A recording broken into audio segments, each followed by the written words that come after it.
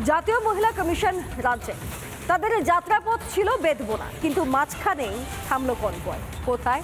রতনপুর। স্থানীয়দের অনুরোধে ভেঙে চুরে দেওয়া মন্দির দেখলেন তারা।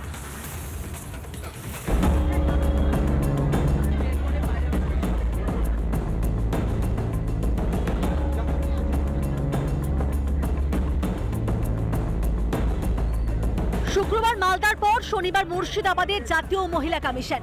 এদিন সকাল সকালই এনসিডব্লিউ রওনা দেয় ধুলিয়ানের বেতপোনা গ্রামের উদ্দেশ্যে। সেখানে পৌঁছানোর আগেই কনভয় থামে রতনপুরে। এখানেই ওয়াকফ বিরোধীদের হাত থেকে রক্ষা পায়নি হিন্দুদের মন্দির।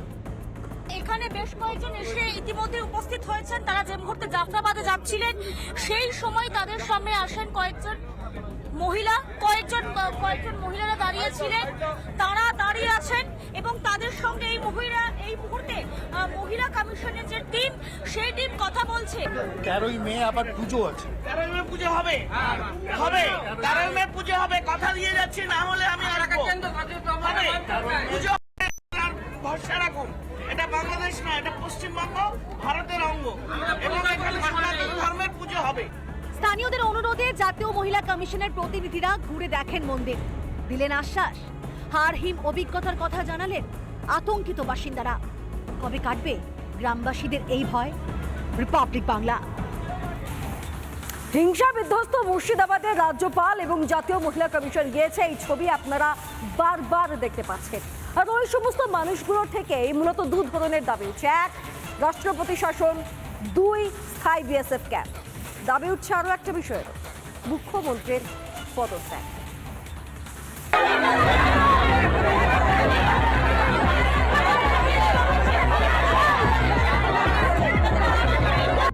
রাষ্ট্রপতি শাসন চাই, বিএসএফ ক্যাম্প চাই। আমরা আত্মরক্ষার করার জন্য, আত্মরক্ষার করার জন্য। আন্দোলনের নামে অরাজকতা, সাজানো সংসারগুলো আজ এলোমেলো। বাড়িঘর লুট করে নিয়েছে, আমাদের আগুন লাগায়নি কিন্তু ভাঙচুর করে লুট করে নিয়েছে আমাদের বাড়িঘর, সোনা দানা সব লুট করে নিয়েছে। টাকা পয়সা ছিল বাড়িতে? হ্যাঁ, টাকা পয়সা ছিল, সব লুট হয়ে গেছে আমাদের, পুড়িয়ে গেছে সব। আমার বাড়ি ঘর সব পুড়িয়েছে, যা ছিল সব নিয়ে চলেছে, আমাদের কিচ্ছু নাই। আমরা পড়ন নিয়ে বাড়িয়ে গেছি, তাও আমাদের পেছনে পাশে বাড়িতে ঢুকে গেছিল সব মারার জন্য। শয়ে শয়ে হিন্দু আজ মুর্শিদাবাদে অসহায়।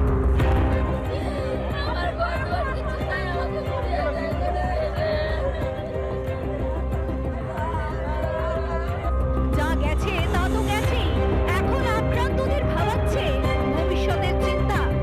বিভিন্ন প্ল্যাকার্ড নিয়ে গ্রামবাসীরা রয়েছেন, যেখানে বলছে যে হত্যাকারীদের ফাঁসি চায়, এনআইএ এবং সিবিআই তদন্ত চায়, এবং একই সঙ্গে পাশাপাশি স্থায়ী ক্যাম্প না হওয়া পর্যন্ত বিএসএফ মোতায়েন চায়, এমন নানা পোস্টার কিন্তু এখানে এই মুহূর্তে রয়েছে। এবং রাজ্যপাল সিভি আনন্দ বোস এই মুহূর্তে আসছেন। হামলা করেছে, দুজন বাপ ছেলেকে খুন করেছে, মার্ডার করেছে, আরো অনেকে ছিনতাই ঘর বাড়ি সব জ্বালিয়ে দিয়েছে। আমরা মুখ্যমন্ত্রীর পদত্যাগ চাই, আর এই বিএসএফ ক্যাম্প চাই, রাষ্ট্রপতি শাসন চাই। আমরা রাষ্ট্রপতি শাসন চাই আর বিএসএফ ক্যাম্প চাই। কাঁদছে বাংলা, মা বোনেদের চোখে জল, মনে ভয়। এই অবস্থায় উদ্বিগ্ন বিজেপি আগেই রাজ্যে 355 ধারা জারির দাবিতে সরব হয়। It's a fit case for 55. অবিলম্বে সুতি, জঙ্গিপুর, শামশেরগঞ্জ, ধুলিয়ান এই থানাগুলোতে 355 করে দেওয়া উচিত। তখন শাসক বিজেপির ঘাড়ে চাপাতে ব্যস্ত হয়ে পড়ে। এবার মুর্শিদাবাদের আক্রান্তরাও তুলল একই দাবি। सबका एक ही डिमांड है, बीएसएफ चाहिए, परमानेंट बीएसएफ कैंप के लिए माननीय गृह मंत्री के पास रिपोर्ट किया जाएगा, ये हम लोग करेंगे। দেশের আইনের বিরোধিতার নামে নজিরবিহীন হিংসা, যা সামলাতে পুরোপুরি ব্যর্থ শাসক।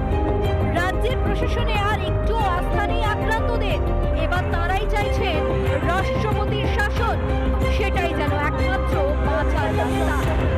রিপাবলিক বাংলা। নানা ধরনের কন্টেন্ট দেখার জন্য লাইক করুন, শেয়ার করুন আমাদের ফেসবুক পেজ, সাবস্ক্রাইব করুন আমাদের ইউটিউব চ্যানেল। পাশাপাশি অন্যান্য ব্রেকিং নিউজের জন্য অবশ্যই চোখ রাখুন রিপাবলিক বাংলায়।